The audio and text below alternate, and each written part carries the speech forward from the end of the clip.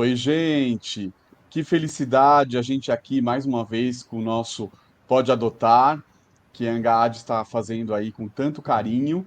E meu companheiro aqui, meu grande colega Gilson, juntos Boa, boa estamos com noite. duas pessoas que vão abrilhantar aqui essa conversa, que hoje vai falar sobre um olhar dos filhos adotivos.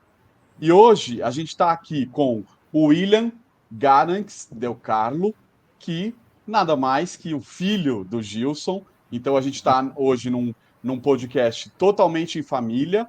O William é estudante de logística, tem 22 anos, chefe escoteiro, trabalha como assistente de transporte e é voluntário do GAALA, que é o Grupo de Apoio à Adoção Laços de Amor de Praia Grande, e é filho por adoção. E a Verônica, que também está aqui com a gente, a Verônica Aparecida Pereira, ela é assessora da área de psicologia da Angaad, é membro da diretoria do GAD, Acolher Dourados, pós-doutorado em psicologia, o PPT Unesp de Bauru, ela é professora associada da UFGD, supervisora e de estágio em psicologia jurídica e filha por adoção. Gente, muito obrigado por ter aceitado esse nosso convite, por estarem aqui com a gente. Então, bom, como todo mundo vai ver à noite, durante o dia, e também de manhã, então é bom dia, boa tarde, boa noite para todo mundo. E bem-vindos, William, Verônica, e aí também meu grande amigo Gilson. Com certeza, muito obrigado pelo convite. Agradeço pelo convite, pela confiança, por esse momento gostoso, por essa acolhida que vocês nos fazem. Muito obrigada mesmo.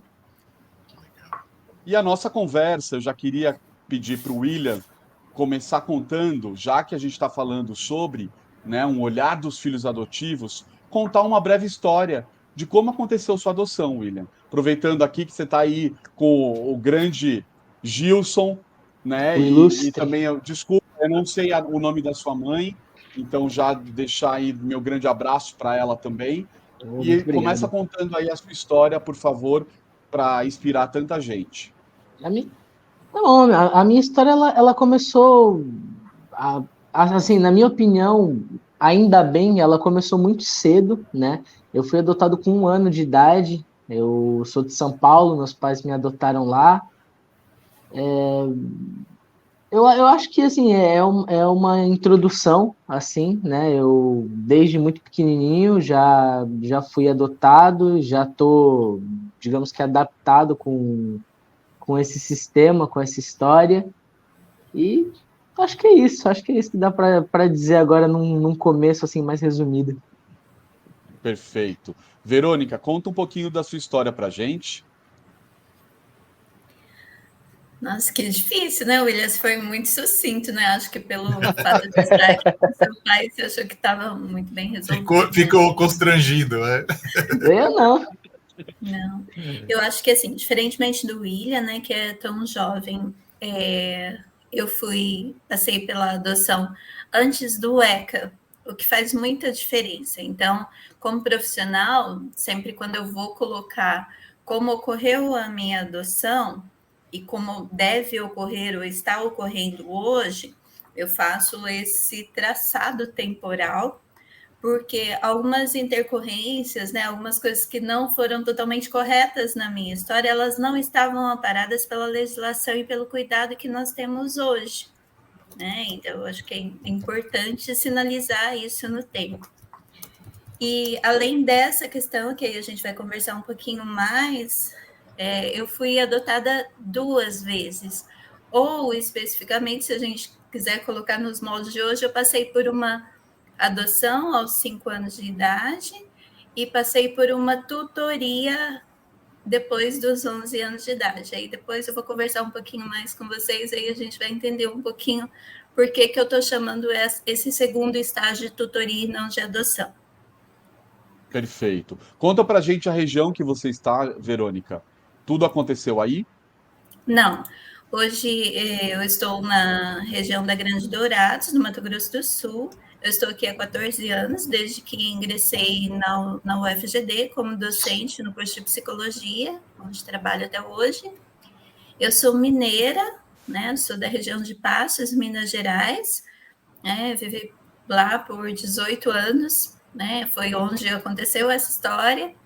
E estive também por mais 18 anos em Bauru, né? Onde me formei, tive meus filhos, comecei minha vida profissional, né? Me casei e depois vim para cá.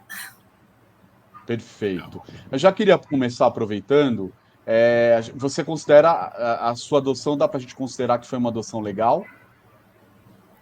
Então, por isso que eu coloquei esse traçado temporal, né? Tá, Então, tá. se a gente colocar pela legislação de hoje, não foi uma adoção legal.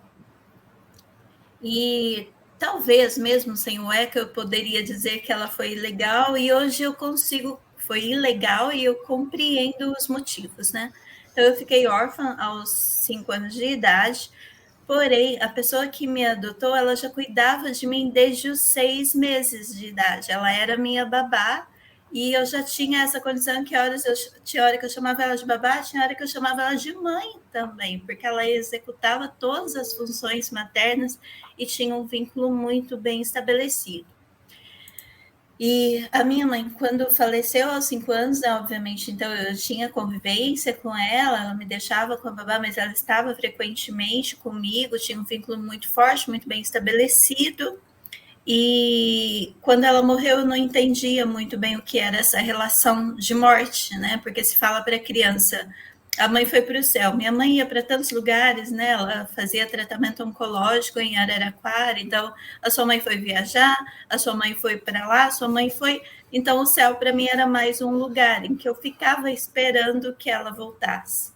Então demorou um tempo para entender que ela não voltaria. E eu só tive essa dimensão quando muito seriamente, né? Porque como eu às vezes ainda chamava minha mãe, né, adotiva, de babá, ela falava assim, olha, eu vou te contar uma coisa, eu não sou mais sua babá, né? Você pode me chamar de mãe, se você quiser, como você chama às vezes, ou você vai me chamar de Aurora. Porque babá é alguém que recebe dinheiro para cuidar de alguém. E durante um tempo eu fiz isso. Mas hoje eu não recebo dinheiro para cuidar de você. Eu recebo amor, eu recebo alegria, eu recebo afeto, eu recebo muita coisa e por isso que eu quis que você ficasse, né? E para mim você é minha filha e sempre vai ser, né? Mas você não é obrigada a me chamar de mãe, mas você não pode mais me chamar de babá, né? Então, eu falei assim, mas e a minha mãe? A sua mãe não vai voltar mais. Então, assim, houve essa ruptura de entender o que era a morte de alguém que me amava muito e que eu amava também. Então, eu sempre soube da minha origem, tive essa relação e essa despedida um pouco tensa, né, para a criança, porque o adulto tem dificuldade de descrever, né, pelo menos na minha história, o que de fato é a morte, né? E então eu fiquei muito tempo esperando minha mãe voltar e com uma relação muito fantasiosa sobre isso. E então isso foi a parte mais difícil. Amar essa minha mãe adotiva, não, assim, né? Porque aí ela, quando eu falo que ela foi ilegal, né? Ela poderia falar assim, por que então ela não foi no juizado de menores, que era o que tinha na época, né? A gente está falando final dos anos 70, início dos anos 80. Ela tinha muito receio, porque ela já era uma pessoa muito idosa e também muito pobre. Então, ela tinha receio de que a decisão fosse de que ela não teria condições de cuidar de uma criança de 5 anos na condição que essa criança precisa. E aí ela fez a adoção ilegal, assim, ela continuou cuidando de mim, mas ela não cuidou de nada dos papéis. De nada, inclusive assim, da pensão do INSS que eu tinha direito, mesmo a gente sendo uma família muito pobre, precisando muito, do seguro do acidente da minha mãe, né? Assim, de nada. A gente ficou desassistido de tudo, porque ela tinha muito receio de me perder. E hoje, assim, entendendo um pouco das decisões, eu acho que talvez ela perderia mesmo se considerassem as condições nas quais a gente vivia, né? Em que talvez fosse essa opção.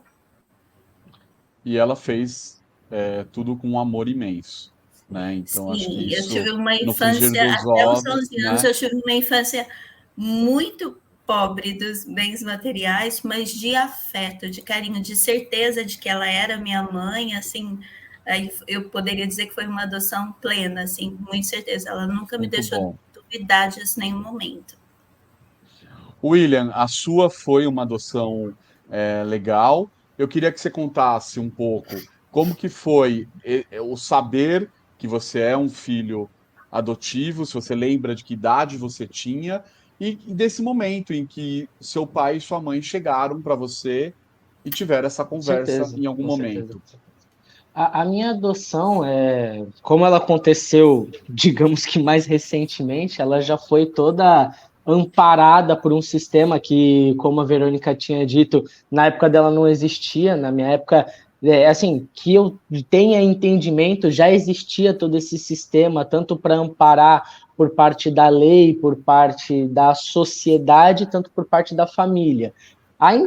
Não era uma coisa como ela é hoje, né? Eu não tenho informação se já existiam os GAAs ou se já tinha algum sistema de A gente informação não ou de tinha apoio. internet, provavelmente, ainda, né? A internet Que isso? Eu provavelmente ainda falo não. que era a Não, carvão, eu né? Tava o digo, começo. o sistema ainda não estava operando como opera hoje, né, gente? Certo, certo. Sim, sim, era bem diferente. Era bem diferente. Mas ainda assim foi uma adoção assim, eles foram me visitar na casa onde eu estava, houve todo um processo de acostumar uma parte com a outra. E assim, com um ano, se eu não me engano, corrija-me se eu estiver errado, com um ano eu já estava com eles aqui em casa, 1 ano e 3 meses, na um verdade, ano, com um mais ano e detalhe. 3 meses.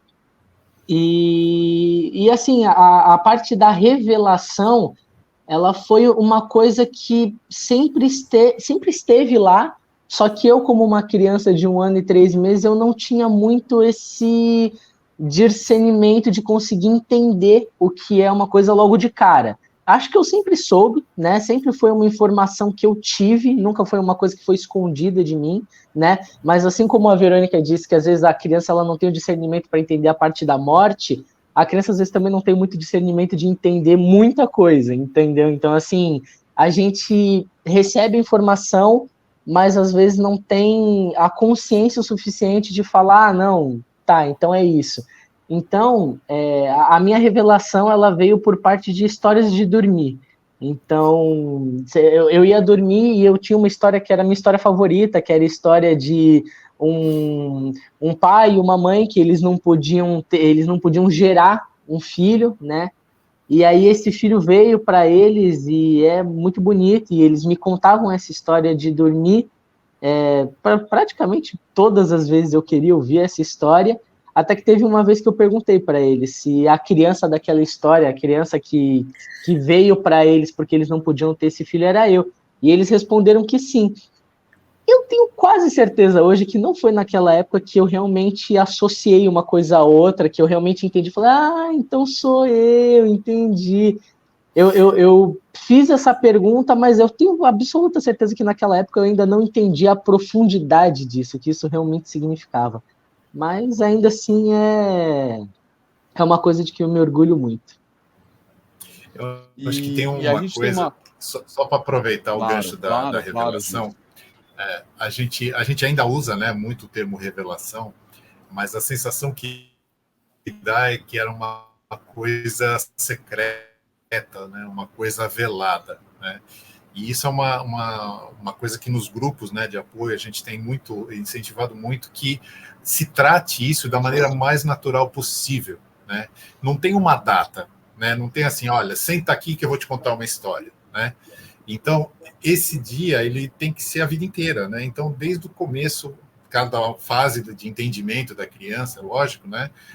Mas a gente não deixa que isso vá muito para frente, porque quanto mais tempo você demora para começar a falar sobre isso, mais inseguros os pais ficam, né? Então, quando a criança é um pouquinho maior, né, que nem teu caso, Danilo, que você já tem umas meninas que já são maiores, né, a Verônica que já tinha uma história e ela conhece toda a transição da história, mas quando você pega uma criança que é pequena, que nem com 1 ano, 2 anos, que ainda está começando a entender algumas coisas, tem muitos pais que optavam antigamente, principalmente, para escolher uma data lá na frente, um dia da revelação. E esse termo da revelação ficou muito forte, né? Então, a gente tem evitado isso, porque a gente fala que a revelação é todo dia, né? Então, a gente não pode ter um ponto de falar assim, hoje é o dia.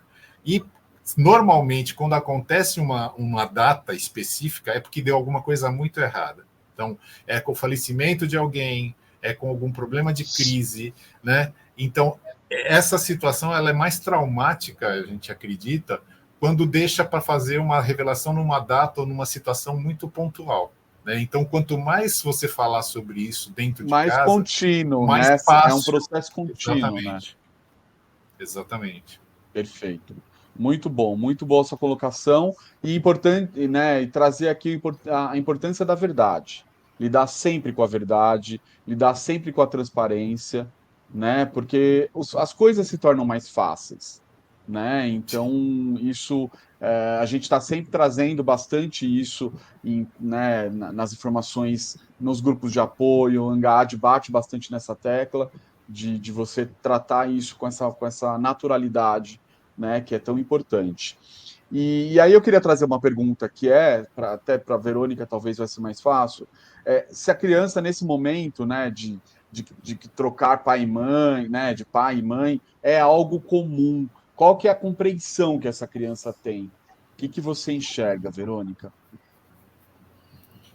Olha, isso vai muito ao encontro do que essa criança concebe por família, né? Porque se família é pensada no conceito que nós temos hoje, inclusive na Constituição, que são pessoas que se unem, né, e que se amam e que são mantidas principalmente pelos laços de afeto, não de sangue, isso vai estando tão presente não só na vida da criança, mas da pessoa como um todo, que a gente se vê constituindo família ao longo de toda a vida. Há amigos muito intensos que se tornam irmãos, há outros pais que vão se revelando na vida acadêmica. Eu costumo brincar com as minhas orientadoras, né, mestrado, doutorado, pós-doutorado, que elas se tornaram minhas mães acadêmicas. Eu, por minha vez, né, me torno mãe de outras pessoas. Então, a gente vai entendendo esse conceito amplo da parentalidade como alguém que é capaz de doar e de amar intensamente. Então, se isso é vivido desde muito cedo, é uma transição muito tranquila, porque eu não preciso ter o mesmo sangue que você para ser seu parente, né? Então, rapidamente, esses laços vão se constituindo e se fortalecendo. Mas se a ideia é aquela ideia original, né, que tem que fazer um teste de DNA para se comprovar, para ver qualquer vínculo, tal, então é um sofrimento muito grande para provar que é o que não é, né, e de uma busca que pode nunca terminar, né. Então, às vezes as pessoas me perguntam, falam assim, eu sei, né, do fato que antes de eu nascer, minha mãe já havia tido 2 outros filhos, né, mas eu nunca tive vínculo com eles, nós não moramos juntos, então eles nunca se constituíram dentro da minha família. Então as pessoas acham um absurdo quando falam assim, como você não pôde ir conhecer os seus irmãos? Eu falo assim, porque minha vida me trouxe muitos outros irmãos, né, e se algum dia, né, por acaso a gente se encontrar, e se esse vínculo foi estabelecido, ok, mas eu nunca tive necessidade de ir atrás deles, porque as famílias que eu reconheço não são de laço de sangue, mas são de afeto, e elas são muito grandes. E não tem algo mais sólido do que o afeto, né? Isso. Eu acho que depois, assim, eu tive a oportunidade de experienciar, né, mais fortemente quando eu tive os meus filhos, né, hoje eu tenho 3 filhos, né, que pela via biológica, que eu também tive que adotá-los, né, porque quando a gente está grávida, a gente pensa como vão ser os nossos filhos, e felizmente eles vêm muito diferente do que nós pensamos, e nessa diferença a gente também precisa adotar e aprender a amar. Então, eu acho que seja pela via biológica, seja pela via adotiva, a principal questão para se tornar parente, né, para se tornar família, é o vínculo, é o afeto que se constitui e que mesmo o biológico não é capaz de garantir. Perfeito. Eu queria aproveitar, né, falar um pouco das histórias. busca de origem, gente. Você teve, Verônica, essa curiosidade? E eu queria fazer essa pergunta também para o William. Né, teve essa... Ah, fui atrás ou nunca tive interesse. Como que aconteceu? William, se você quiser começar, por favor. Cara, obrigado pela pergunta. Da minha parte, nunca houve, de certa forma, esse interesse de ir atrás. É claro que, como criança, a gente fica curioso, a gente quer tentar entender o porquê aconteceu, quando aconteceu, tentar chegar a um motivo do porquê que as coisas vão se desenvolvendo e se desenrolando da maneira como elas foram acontecendo até chegar ao presente momento. Mas eu nunca tive a iniciativa ou até mesmo o interesse de tomar uma iniciativa de ir atrás, de descobrir, de ver aonde foi, com quem foi. Então, até hoje eu diria que eu não tenho essa curiosidade de fazer isso, apesar de já ter tido muito a curiosidade de entender o porquê das coisas. E você, Verônica? Você já, de certa forma, já sabia da sua origem, né? Então, eu sabia 50%, né? Eu sabia quem era minha mãe. Mas aí eu, como grande parte das crianças brasileiras nascidas nessa época, né, eu vim daquilo que eles chamavam, né, da condição da filha da mãe solteira, né? E aí, como que é assim? Veio de chocadora, né? Foi fertilização in vitro, então tinha esse incômodo de realmente conseguir descobrir quem era o meu pai, né? E aí as pessoas comentavam, ai, talvez seja, não sei. E aí uma coisa muito bonita, assim, que o meu avô paterno, ele me assumiu desde muito cedo, né? Ele não quis saber se tinha teste de DNA, nem nada, ele sempre me tratou como neta e num carinho muito grande, mas o filho dele não se aproximava, então morava noutra cidade, quando eu vinha era Rio, ia a Redil, tarará. Então, o encontro com o meu pai foi, assim, na adolescência, de uma forma muito ruim, assim, afastada, redia, emburrada, não conversava, não queria contato, mas isso foi fazendo falta. E aos 19 anos eu cheguei para ele para conversar. Então, eu falei assim: me diz se você é meu pai ou não, porque eu não aguento mais viver com essa angústia, né, com essa dúvida, isso me faz falta. E aí, naquele momento, ele me assumiu verbalmente, né? Isso fez muita diferença para a minha vida, no sentido de um buraco que estava ali, que eu queria uma resposta. Ele podia falar sim ou não, mas eu precisava dessa resposta, até porque existia essa possibilidade. Mas esse buraco não se fechou. E hoje, quando tem um projeto da certidão de nascimento, eu acho muito importante, né? Porque nos meus documentos parece que cada vez que eu li aquele lá, nada não consta, né? Nada consta, eu nem lembro mais como era. Era uma dor, assim, que atualizava esse momento de ausência, de negligência, de afastamento, de solidão. Eu acho que é de solidão mesmo, principalmente porque a minha mãe tinha morrido. Então, assim, eu acho que ele precisava ter sido mais próximo, né? Claro. E foi aos 40 anos, né, que nós exigimos, né, eu e meu marido, a gente chegou e falou assim: olha, seu Benedito, hoje é dia do senhor fazer o registro da sua filha, né? Então foi próximo do Natal, o cartório ia fechar, a moça não ia me entregar, então a gente levou lá a escritura, tá aqui o nome do seu Benedito no seu certidão de nascimento. A moça falou assim: não, só pode pegar em janeiro. Eu falei assim: moça, faz 40 anos que eu espero esse documento, você não pode fazer isso comigo. Ela ficou tão emocionada que ela falou assim: amanhã cedo você pode vir buscar, então eu não vou fechar o cartório sem te entregar isso. E assim, foi muito importante para a gente, sabe, esse reconhecimento. E também ele aprendeu, acho que nessa vivência, né, porque as pessoas chegavam para ele: mas você não vai fazer DNA? Ele falou assim: não, eu sinto que ela é minha filha e isso basta. E assim, hoje eu Muito bom. agradeço ele, porque assim, se ele falasse que queria fazer o DNA e se em algum momento a gente descobrisse que não era, eu não ia ter mais ninguém. Eu não teria outro pai para perguntar: é você? Então, eu acho que a vida nos deu a oportunidade de nos conhecermos, de nos adotarmos aos poucos, de nos aproximarmos, de nos perdoarmos e de se assumir de uma forma muito plena também. Eu acho que a gente se adotou, a gente se encontrou e essa busca foi muito importante para mim e para ele. Muito bom, muito bom. E falando em busca de origens, né, a gente, já que entrou nesse tema, nós como pais também temos essa curiosidade de saber, de entrar na cabeça dos filhos, não é, Gilson?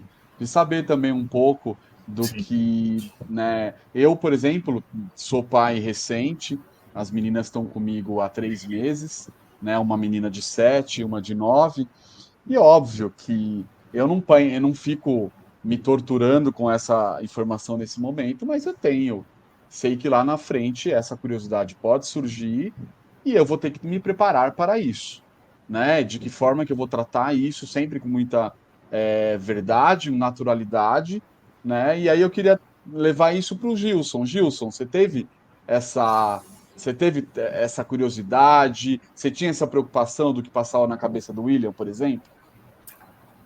Isso sempre é uma nuvem, né, que fica na cabeça dos pais, né, por adoção, que é uma coisa que tem essa dúvida de como eles vão evoluir essa história deles, né? É sempre importante a gente lembrar que a gente não pode apagar a história, né? A gente vai ter que conviver com essa história, muitas vezes até com esse passado desconhecido, porque nem tudo que a gente tem no relatório, na documentação, ele é definitivo, né? Então você não consegue chegar muitas vezes em alguns detalhes. E uma das coisas que eu sempre fiquei preocupado com o William e com a Melissa, né, que é a minha outra filha, que é exatamente nesse sentido, que é até onde a gente consegue ajudá-los, né? Porque a gente sabe que tem pais que não querem tratar esse assunto, né? Literalmente rejeitam essa ideia de ajudar a procurar. Fogem, né? Fogem Desse assunto, exatamente. Mas a partir dos 18 anos, eles têm direito de ir atrás desse processo. Eles conseguem abrir o processo, só eles conseguem abrir o processo, inclusive, para poder fazer essa busca e tentar fazer esse encontro. Então, a gente tem que saber muito que o quanto a gente trabalhou e quanto a gente deu segurança para eles, né? Então, eu lembro de uma coisa que o Will, num dos trabalhos que a gente fez, né? O Will já faz um bom tempo que ele faz a apresentação, dá palestra para o Gala, né? E numa das primeiras que a gente fez, quando ele era ainda pequenininho ele ainda é, porque ele não cresceu muito, mas mas o que pegou, né, que assim foi uma coisa que eu não esperava dele, né, quando ele falou assim que ele nunca teve muito mesmo essa curiosidade de ir atrás, mas ele ficava preocupado se ele já tinha cruzado com os pais no shopping, na rua, em algum lugar, que ele falava assim, puxa, será que ele era meu pai? Será que ele era minha mãe? Então, é uma coisa que, para mim, era uma novidade, que eu não imaginava isso, né? E era uma coisa que você fala assim, cara, só eles têm essa informação, só eles sabem onde que o calo aperta, né? Cabe a gente tentar amenizar essa dor ou essa ansiedade e ajudar naquilo que a gente puder. Tem hora que a gente vai conseguir até um certo nível de detalhe e tem hora que o processo não dá em tanta informação, né? Então, eu acho que isso a gente tem que trabalhar como pais, a gente tem que lembrar que a história não se apaga, né? A gente pode construir uma nova história, mas a gente não pode apagar a história passada. Só um lembrete, né, que antes dos 18 também dá para fazer a busca nos autos, mas obviamente que a criança com acompanhamento psicossocial, né, conforme o ECA, e autorização dos pais. E aí eu queria aproveitar e falar da curiosidade, né, que óbvio, na escola, a gente tem sempre essa... E eu vejo com as minhas filhas hoje, existe isso, e criança é, né, eternamente curiosa. Eu queria que vocês contassem um pouco, tanto Verônica quanto o William, como que isso acontecia na escola. Vocês falavam que vocês eram crianças adotadas, mudava o jeito, vocês percebiam isso? Né, na escola, a professora tratava de um jeito diferente com essa informação, os amiguinhos. Eu queria que vocês contassem um pouco desses casos para a gente. A Verônica pode começar esse tópico. Tá bem. Bom, os amigos perguntavam, né? Por exemplo, na primeira escola, como eu disse para vocês, minha mãe era muito idosa e era muito idosa mesmo, assim, ela tinha quase 70 anos. Então, ficava muito óbvio que ela não podia ser minha mãe, assim, mesmo para uma criança. Então, eles não conformavam quando eu falava assim, ela é minha mãe. Ah, ela é sua avó, né? Você mora com a sua avó? Cadê a sua mãe? Então, isso me incomodava muito. Incomodava porque cadê minha mãe? Eu não sabia responder onde ela estava e não queria falar sobre o assunto. E me incomodava também eles dizerem que ela não podia ser minha mãe, que ela tinha que ser minha avó. E aí eu mudava de assunto, mas eu ficava com aquilo na cabeça também, né? E aí depois, é importante eu contar assim, eu fiquei órfã 2 vezes, né? Então, assim, depois que eu perdi essa minha mãe, até pela questão de idade, ela sofreu um derrame, ela passou por um tempo numa casa de cuidados e eu precisei ir para outra família, onde eu falo que eu fui tutelada. E aí, nessa família, quando a gente chega maior, né, e aí ela já tinha 2 filhos também por adoção, tinha muita dificuldade de chamá-la de mãe, não tinha vínculo, né, era uma coisa muito sofrida. E aí ficava mais essa cobrança. Então, é sua mãe, é sua tia, mas você tem coragem de chamar outra pessoa de mãe? Você não tem amor pela sua outra mãe? Então, essas cobranças sempre existiram muito e eram muito confusas para mim, tanto que eu acabei nessa outra família, eu não consegui chamá-la de mãe, ela ficou sendo tia até o tempo que eu convivi com ela, até os 18 anos, e foi muito difícil de vincular. Até porque eu não me sentia acolhida nessa segunda família. Assim, me sentia cobrada o tempo inteiro, como uma estranha no ninho mesmo. E você, William? Para mim, assim, como eu disse no começo, para mim sempre foi uma coisa muito natural falar que sou adotado, porque em casa sempre foi um assunto muito natural, sempre foi uma coisa que pai, por que isso? Ele ia lá, sentava comigo, respondia sem muito rodeio, né? Claro que ele adaptava de acordo com as idades em que eu perguntava as coisas, é claro que ele sempre ia respondendo da melhor maneira possível, mas sempre foi um tópico muito bem resolvido na minha vida. Sempre foi uma coisa que eu sempre tive certeza, sempre foi uma coisa que, assim, nunca me foi negada uma resposta. E quando eu cheguei na fase do colégio, eu sempre falo que muitas vezes sobre a minha vida adotiva, os meus colegas de escola, os meus amigos, eles sempre tinham mais curiosidade de entender as coisas que tinham acontecido do que eu. Então, eles falam, nossa, mas por que, sei lá, tua família te abandonou? Eu olhava, sei lá, cara, minha família não me abandonou, meu pai tem casa, não sei do que você tá falando. Então, assim, as pessoas elas vinham muito com perguntas do tipo, mas e os seus pais de verdade? Mas por que te trocaram? Por que te abandonaram? Ou qualquer coisa do gênero, que aí nessa fase de idade é praticamente inevitável perguntas desse gênero, principalmente comigo sempre foi, porque a minha adoção ela é muito evidente quando você vê os meus pais perto de mim, entendeu? Então, assim, em evento da escola, com os amigos, eles viam os meus pais e olhavam para mim, e aí eles falavam assim, são seus tios? O que está acontecendo aí? O que é isso? E eu sempre falei para eles, na maior naturalidade, para eles sobre, tipo, essa é minha vida, essa é minha história, esses são os meus pais, é assim que acontece. Aconteceram muitas vezes perguntas Você desse enxergava gênero. isso como um preconceito? Teve alguma cena de preconceito, por exemplo, William? Preconceito, eu não sei dizer se... Sim, de certa forma é preconceito, porque eu sempre fui uma criança extremamente ativa, por assim dizer. Eu não parava quieto. Então, eu ouvi muitas vezes na vida que esse meu comportamento ele se dava por eu ser adotado, ou por qualquer coisa do gênero. Ou, assim, às vezes um olhar mais distante, um comportamento um pouco mais diferente, digamos assim. Mas nada que tivesse me incomodado, nada que, assim, eu não chegasse para os meus pais e falasse assim, ah, não, aconteceu isso na escola hoje, eu não gostei.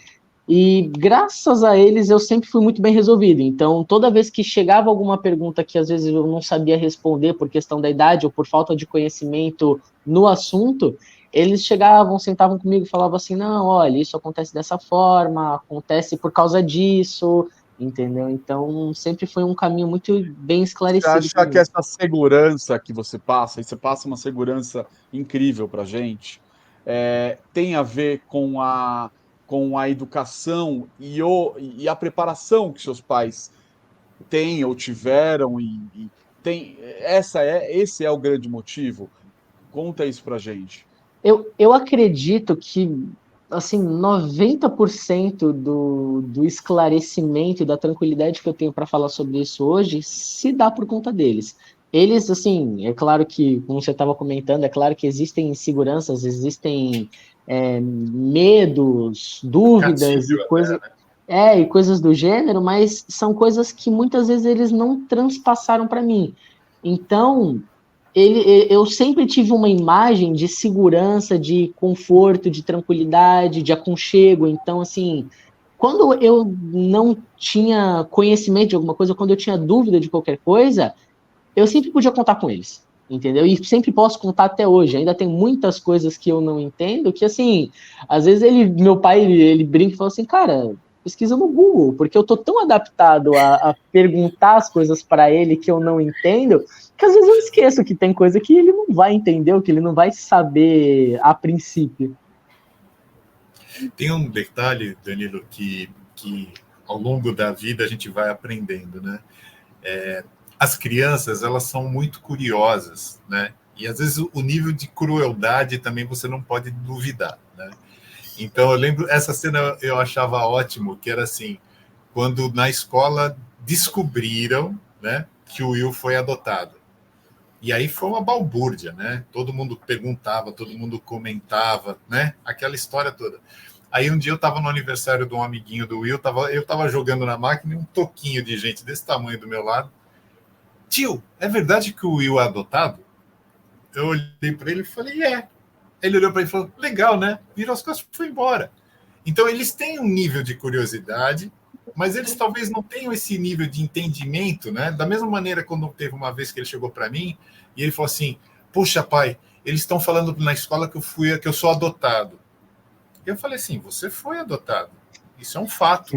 Isso não é uma ofensa, né? Então, o como você aborda a situação também é importante, porque se você tratar isso como um fato e não como uma ofensa, é um fato. O que você pode fazer é ensinar esses bestinhas que tem coisas mais legais para se perguntar do que isso.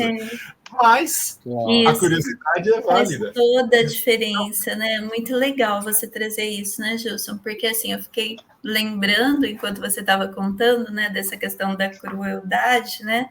Que a gente, até por não ser devidamente orientada, acaba reproduzindo também esse viés de crueldade, né? Quando você perguntou sobre preconceito, dificuldade, né, de se reconhecer, nessa segunda família que eu estive, era usado ainda, né, até pela minha idade, já falei para vocês, a questão da filha de criação. Então, assim, esses aqui são meus filhos, essa aqui eu peguei para criar. Aquilo me incomodava muito, né? Isso é muito então, cruel, né? Era pior do que ser adotiva. Ela é minha filha de criação, como parecia um animal que você pegou para criar, para dar comida, né? E que você deve agradecer muito, né? Então, nesse sentimento de hostilidade, né, e talvez pela falta, hoje eu entendo, pela falta de orientação deles também, né, e de preparo que eu precisaria para essa transição, teve um dia que os meus irmãos chegaram e eles estavam ali naquela dificuldade de me aceitar, né, e de como que ela chega, mais velha, tomando espaço, e como que é isso, e aí eles falaram, você não vai chamar ela de mãe, ela não é tua mãe, não. E eu sabendo também que eles eram adotados, e sabia da história deles, da dificuldade, estava tentando ser querida, e aí eles ali me azucrinando o tempo inteiro. E aí eu falei, teve um dia que eu fui muito cruel com eles, como eu me arrependo disso, mas eu fui, né? Eu falei assim, olha, vocês estão aqui me azucrinando, mas vocês sabiam que a mãe de vocês não quis vocês, que vocês sim foram abandonados e que é uma caridade o que a tia fez para vocês. Eu só estou aqui porque minha mãe morreu. Minha mãe me amava tanto, e se ela estivesse viva, ela ainda ia estar comigo, mas a de vocês não quis ficar com vocês.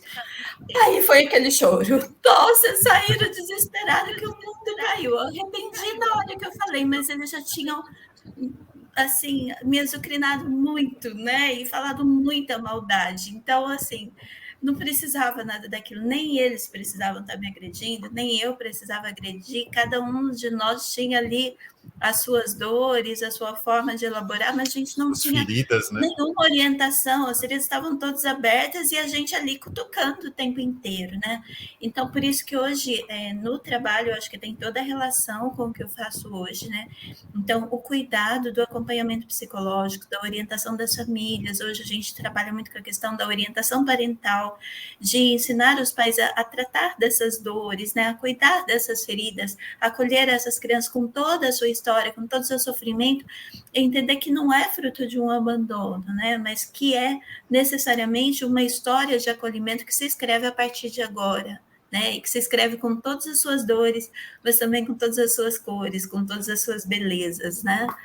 Então, hoje também são assuntos, né, que a gente consegue levar para o nosso jantar, são assuntos que estão discutindo no grupo de amigos, né? Eu acho que comigo teve uma situação muito, muito bacana que eu acho que vale falar, que foi o primeiro dia de aula das meninas.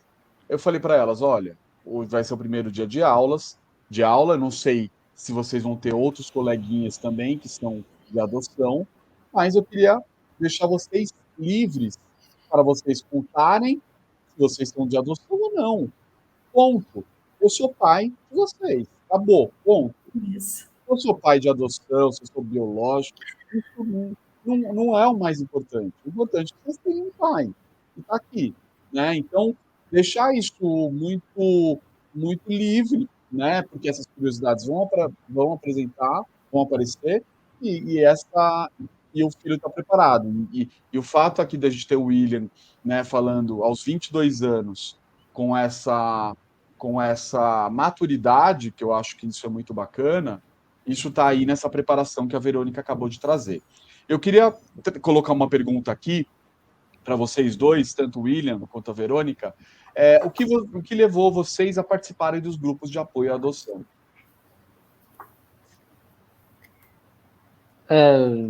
Pode começar, Verônica, com vontade. Eu fui o primeiro encontro como convidada para fazer algo parecido com o que a gente está fazendo hoje. Você é adotada, né?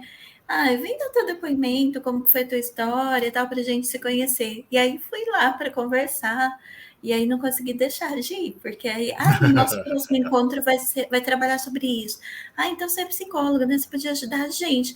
Prepara tal tema para a gente, né? Você tem estagiário, nossa, se seus alunos estivessem aqui, ia ser tão bom, né? E aí as coisas foram se envolvendo de uma forma, né?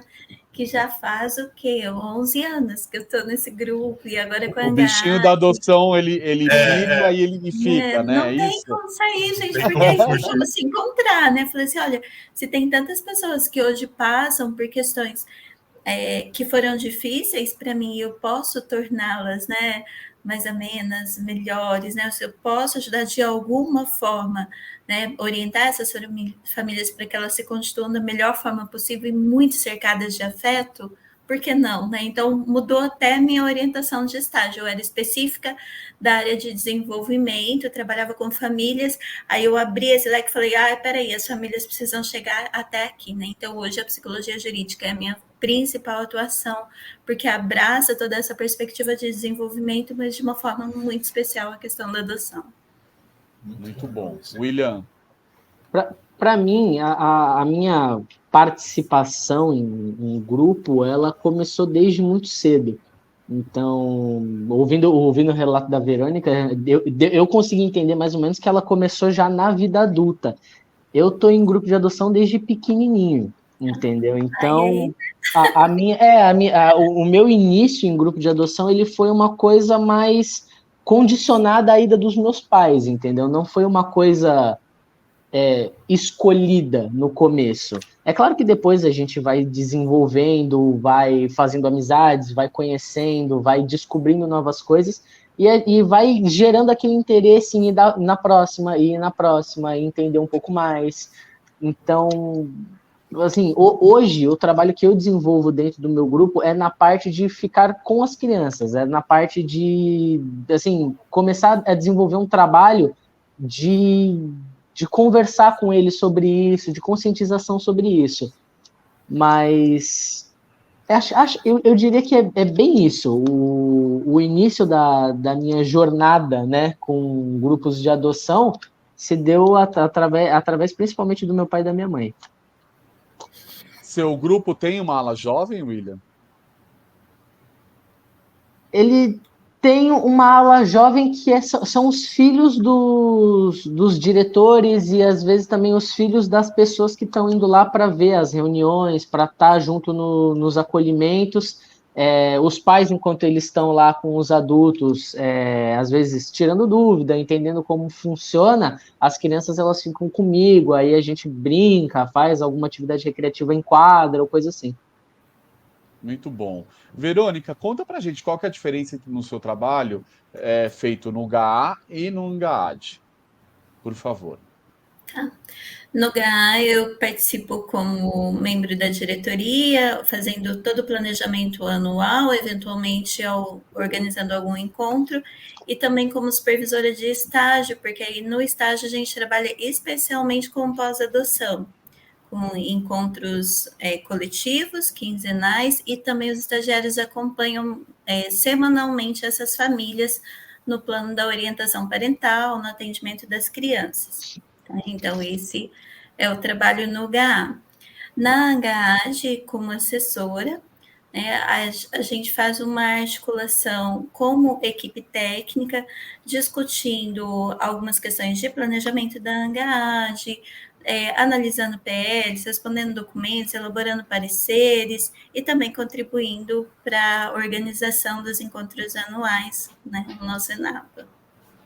Muito e também bom. fazendo bastante essa articulação, né, da região, do meu grupo, de outros grupos, com a GAAD, então, como mediadora. Perfeito. E aí, falando em GAAs, você acredita que os GAAs atuam em relação aos filhos adotivos? E ainda, como que os GAAs podem evoluir nessa atuação em relação aos filhos adotivos? Então, eu achei até estranho, né? A gente já discutiu bastante essa questão, né? Hoje a gente tem ali a adotiva, outros movimentos, né, dos filhos adotivos, que eu achei legal, até assim, cumprimentei muito o trabalho das meninas, né, do próprio Alexandre Luquezzi, quando começou esse movimento, mas para mim não haveria necessidade de criar um outro lugar específico só para os filhos, porque na minha compreensão, o GAA sempre cuidou das famílias adotivas, e nas famílias estão os pais, estão os filhos. Quando o William fala para a gente, eu cuido da ala jovem, eu trabalho com as crianças, eu também me percebo nessa atuação, porque por vezes a gente tem discussões ali que com os adultos, as crianças ou os jovens não poderiam participar, são questões mais dolorosas que a gente vai discutir, então a gente organiza noutra sala, noutro ambiente, uma outra atividade na linguagem da criança, na linguagem da juventude, para que aquilo também seja discutido, mas de uma forma que seja mais palatável, mais cuidado, né? Porque a gente precisa ter muito cuidado com aquilo que deve ser falado na frente da criança e daquilo que não deve ser falado. Não no sentido de mentir ou de ocultar, mas que tem algumas violências que a gente não precisa atualizar. Elas ocorreram, ok, mas a gente não precisa ficar atualizando reviver essa isso, né? Isso, a gente precisa poupar um pouco as nossas crianças. Então, nesse contexto, a gente sempre tem esse cuidado de espaço diferenciado e a gente percebe que os filhos estão nos GAAs.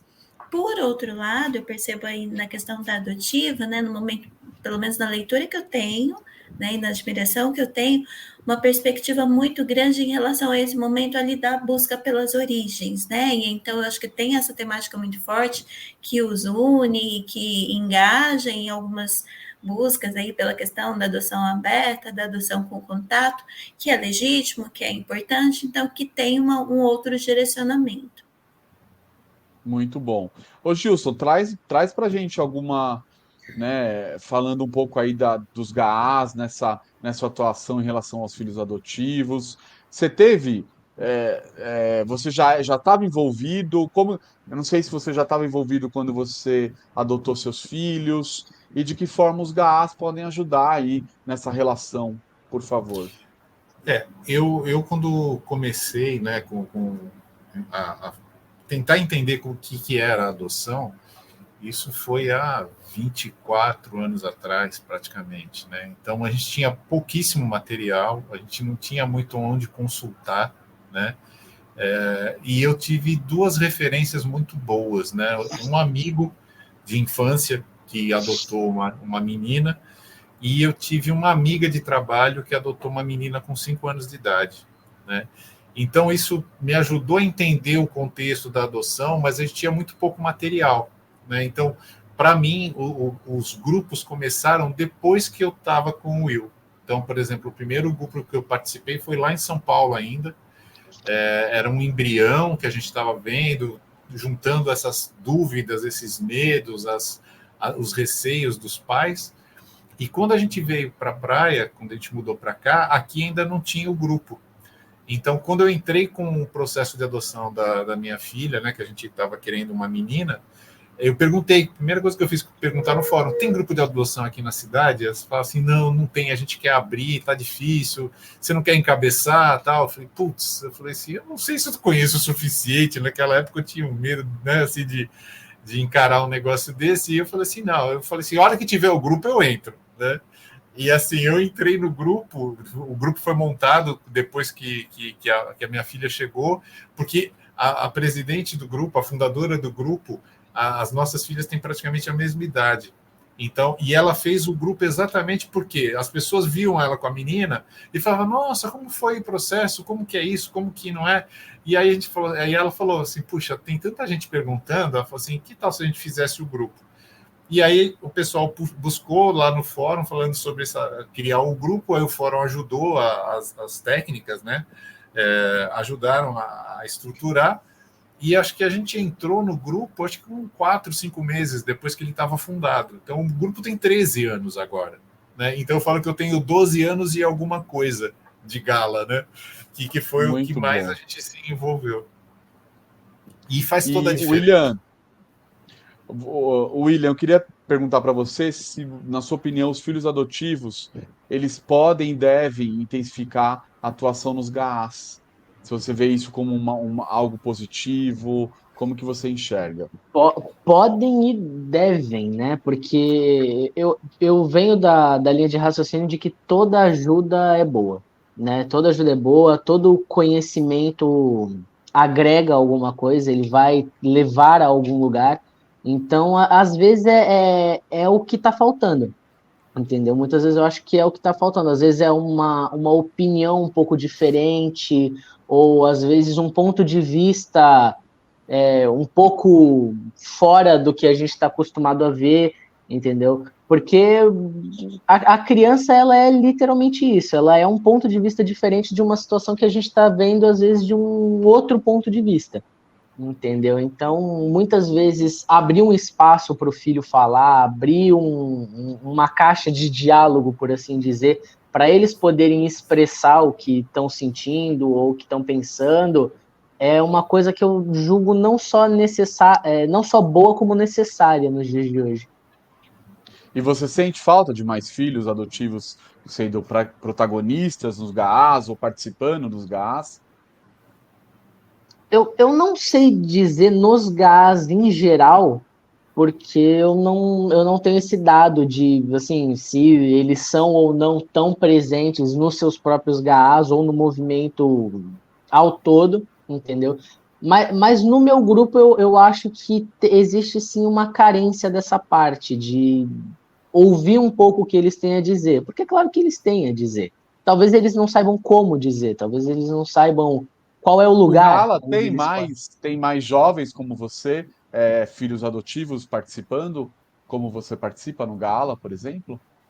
Participante não. Participante não. A gente tem Tá. muitos filhos por adoção, mas que realmente tomam a frente ou têm alguma função ou responsabilidade, ou às vezes até algum encargo, não. É porque tem uma coisa também, Danilo, Danilo, também eles são muito jovens, né? Isso, eu ia abordar exatamente isso. Porque você tem muitas vezes, que a gente brinca, né, que são os filhos do gala, né? Então, se a gente pega, por exemplo, pretendentes que estavam na fila tal, e agora eles estão com as crianças, então para a gente é um barato ver as crianças com 12, 15, 17 anos. Mas eles começaram, eles têm uma diferença de idade muito grande entre eles mesmo, né? E eu acho que tem um ponto também, Danilo, nessa pergunta, que ela é importante, que a gente, né, pela ANGAAD, a gente vê uma dificuldade muito grande de continuidade de alguns grupos, né? Os grupos, muitas vezes, eles acabam sendo centralizados em algumas pessoas, e essas pessoas elas vão envelhecendo, elas vão cansando, elas querem ter substitutos, né? Então, eu acho que o caminho, né, de incentivo dos filhos começarem a se envolver nos GAAs, começarem a ter participação com atividades ou responsabilidades, ela é importante para um processo de sucessão mesmo, de continuidade do grupo. Porque muitas vezes o que acontece, a gente percebe que tem muitos grupos assim, super tradicionais que eles fecharam, porque não tinha voluntário, né? Então, se a gente não consegue trazer nem os nossos filhos para ser voluntário, né? Então a gente precisa rever muito isso também, porque já é difícil ter voluntários externos. Então, que tenha pelo menos os filhos, né, dos participantes, porque eu acho que esse é um bom caminho também, porque eles cresceram dentro do ambiente do grupo, né? Perfeito. Verônica, traz para a gente que onde você atua, temos participações de filhos adotivos também, jovens, mais velhos, como que tem acontecido? Eu percebo numa direção muito próxima do que o Gilson acabou de descrever para a gente, sabe? As mesmas pessoas, a gente brinca que é a dança das cadeiras, né?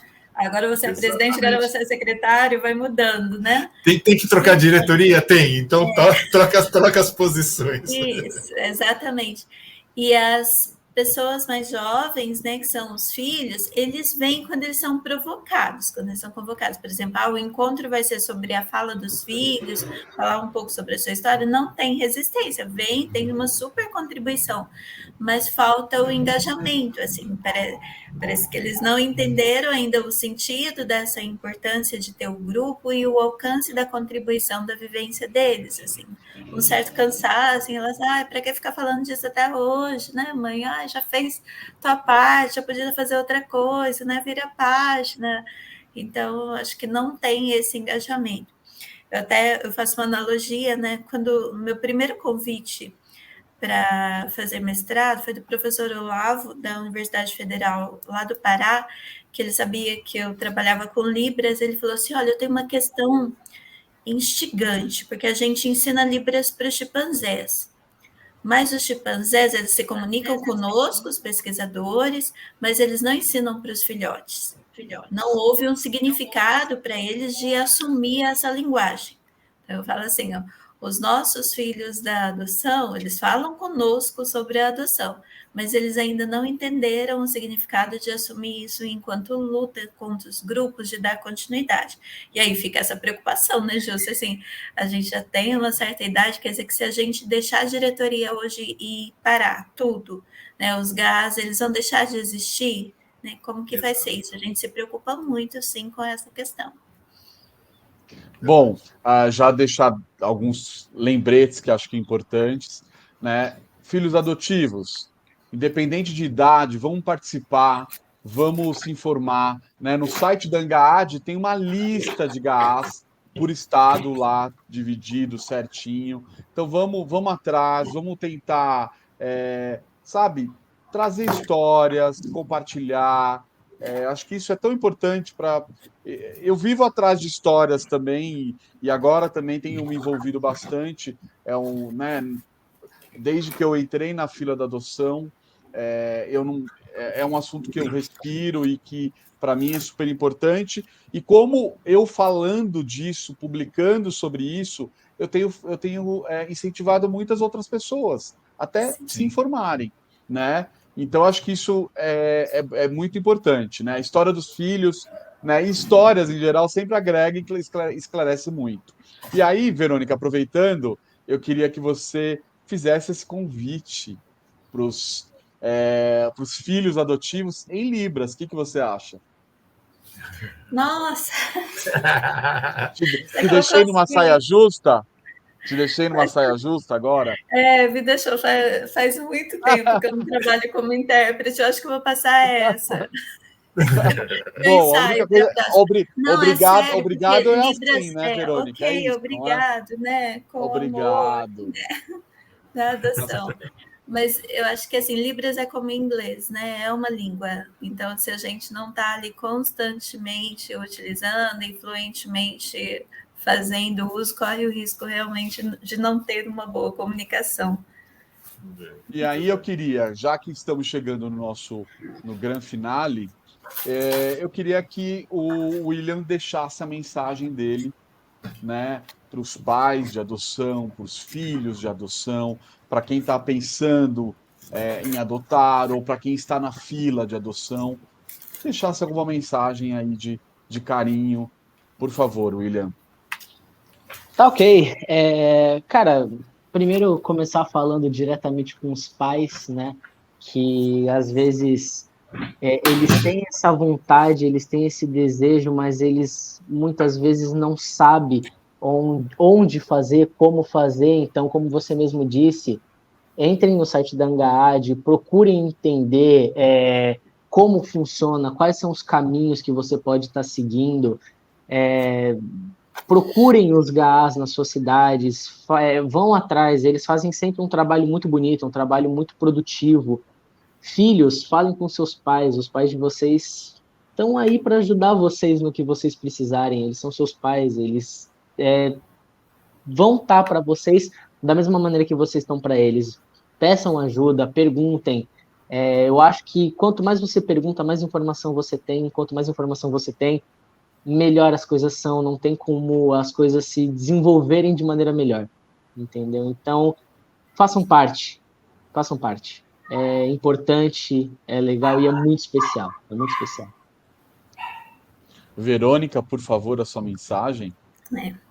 Eu queria dizer para as famílias que ser pai, ser mãe e ser filho é um grande desafio. E que não é uma mágica, né? Que não é algo que se construa de uma hora para outra. Então, que é um processo difícil, que a gente tem dores, tem dificuldade, tem dia que a gente acha que não vai dar certo, tem dia que a gente se arrepende, não sabe se é aquilo mesmo que queria, e que tudo isso faz parte desse processo, e que não é motivo para que a gente se desanime. Então, para que a gente seja bem leal em relação às nossas motivações, aquilo que nos leva a buscar, a partir da adoção, a constituição de uma via parental, de se tornar família, e que se isso for realmente, né, o desejo, né, dessa pessoa, ou desse casal, desse grupo de pessoas, que deem um primeiro passo e que tenham coragem de dar vários outros passos sem desistir, mas buscando apoio, buscando a rede, buscando os grupos, buscando a GAD, buscando parcerias, né, acompanhamento psicológico, psicossocial, apoio. Vai ter dia que vai ter vontade de chorar, de desistir, de estar difícil, porque demorou, ou porque eu não sei se meu filho vai me amar, eu não sei se eu vou ser uma boa mãe, um bom pai. É isso mesmo. Se tornar família é muito difícil, mas, gente, é tão gratificante que não dá para desistir desse processo, não dá para não querer. Todas as pessoas precisam ser família se tornando pais? Não, é importante a gente pensar que para ser família, um casal já é uma família. Não precisa de um filho para ser família. Mas se o desejo realmente é de se tornar pai e mãe, sabe, que vocês possam entrar nesse grande desafio conosco, e que a Angad está aqui, os grupos de apoio estão aqui para compartilhar, para caminhar junto, para chorar junto, mas para sorrir muito também dessa beleza que é se tornar família. Tá? Muito obrigada, eu Gilson, acredito muito nesse projeto. a gente que agradece, puxa vida, que conversa e que mensagem linda. Gilson, queria que você deixasse a sua mensagem. Hoje foi um bate-papo mais caloroso, né? Assim, o coraçãozinho fica feliz, apertado ao mesmo tempo, né? Então, é sempre um prazer estar aqui com vocês e sempre a gente está aprendendo. Aprendi muito com a Verônica hoje, assim, muito legal a experiência dela, a vivência dela. E acho que isso que a Verônica falou é verdade. A gente não tem solução pronta, não tem regra, não tem caminho das pedras. A gente pode simplificar algumas coisas, a gente pode facilitar algumas coisas, mas cada um vai ter que construir o seu caminho, né? Então, cada família tem sua formação, tem a sua dificuldade. Eu brinco muitas vezes, né, que a adoção é que nem aqueles videogames que não acaba, né? Então, assim, cada fase é um negócio diferente, né? E ter filho é isso, né? Independente de ser por adoção, né? Então, você ter uma criança de 3 anos é uma coisa, de 7 é outra, de 15 é outra, de 20 e a de 30 e a de 40, a gente sempre vai ser filho. Meu pai vai aumentando o desafio, né? Meu pai até hoje me pergunta se está tudo bem, se estou precisando de ajuda, quer dizer, então isso é muito legal, né? Então, mas cada família. Que hora você chegou em casa, né? Exato, se eu estou indo muito para São Paulo, sabe aquela história? Então tem umas coisas que a gente sempre vai ser filho, né? E para o meu filho, eu só tenho que agradecer. A gente está numa construção constante. Eu acho que a gente passou por muitos momentos difíceis. Assim, a gente fala, né?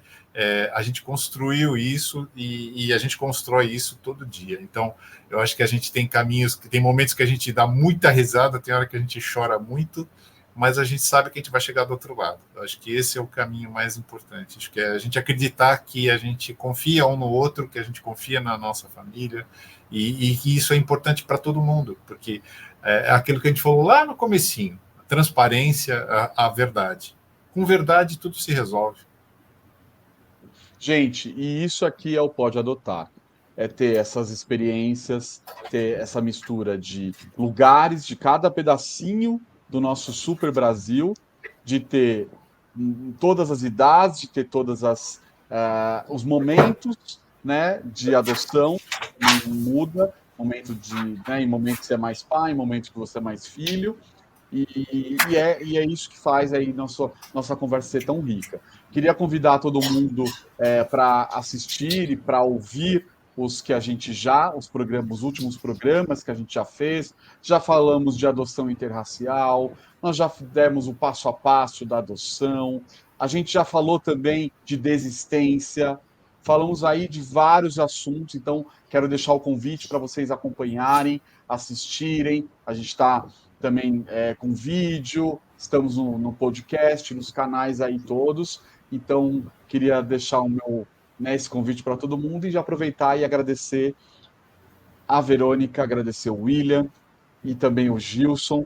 Muito obrigado, gente. Mais uma conversa aí incrível. E até a próxima, pessoal. E muita paz para a gente, muita saúde. Valeu, pessoal. Obrigado por tudo. Obrigada, foi um prazer.